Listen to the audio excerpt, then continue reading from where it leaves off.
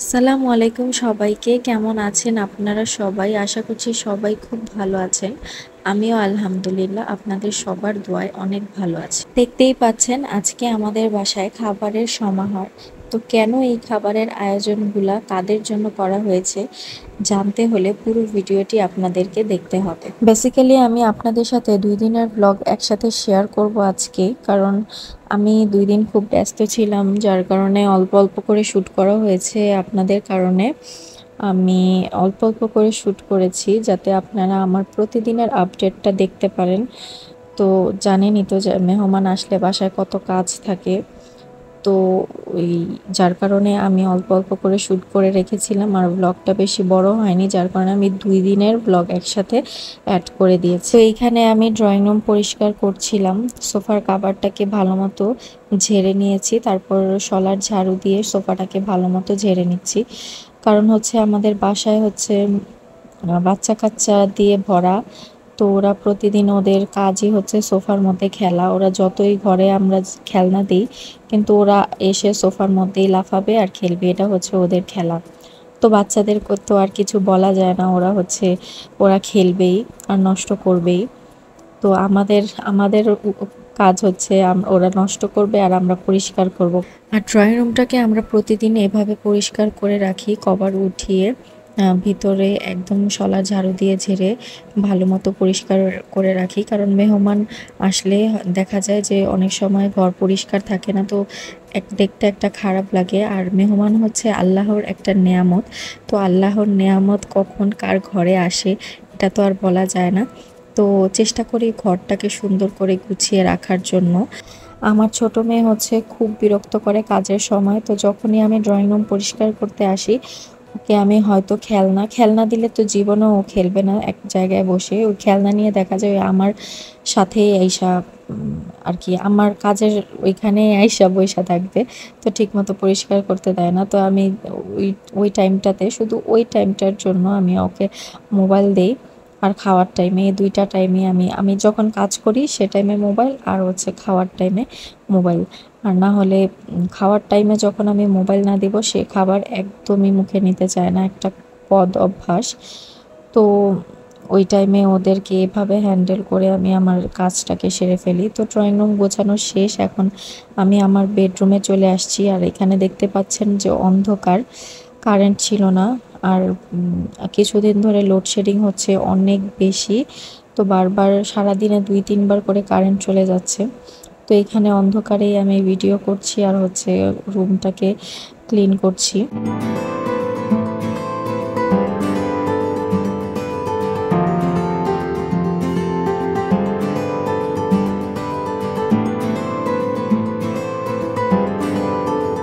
তো bedroom clean করতে করতে কারেন্টটাও চলে আসছে।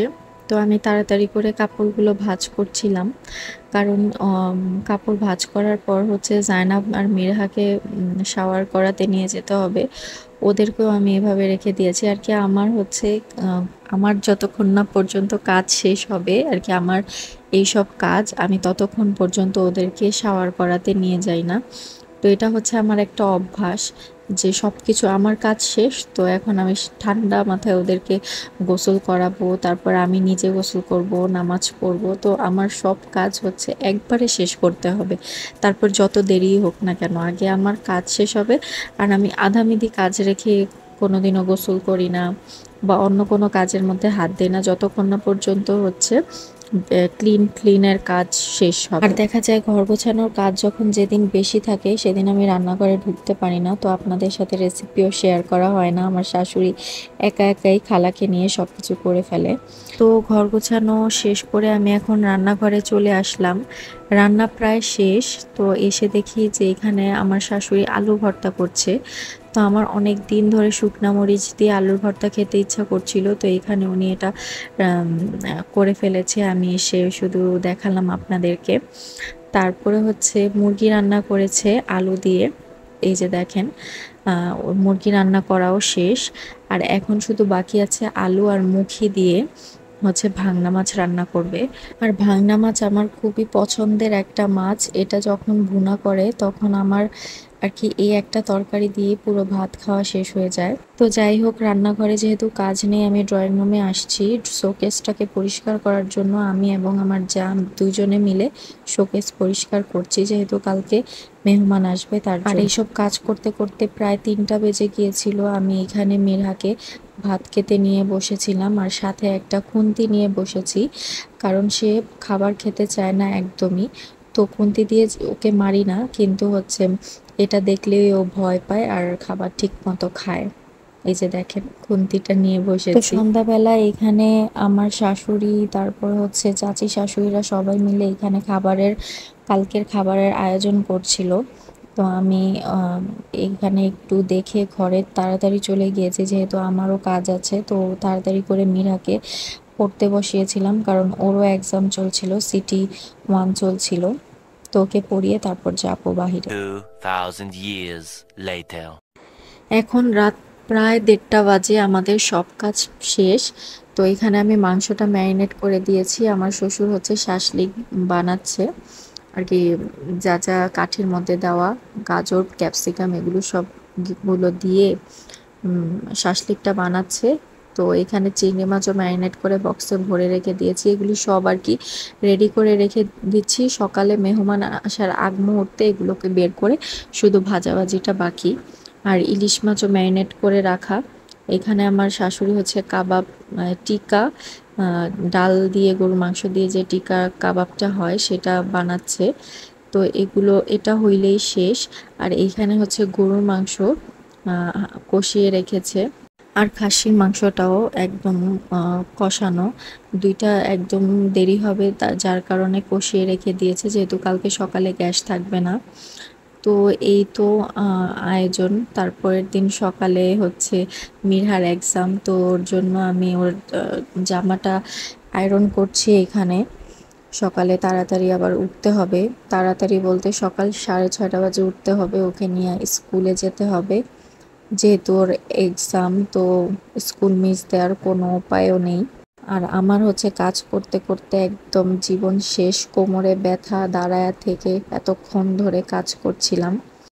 The next morning.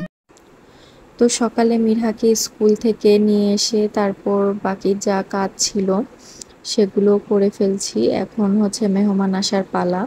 দুপুর 2টা বাজে। তো ঘরটর একদম ক্লিন করেছি।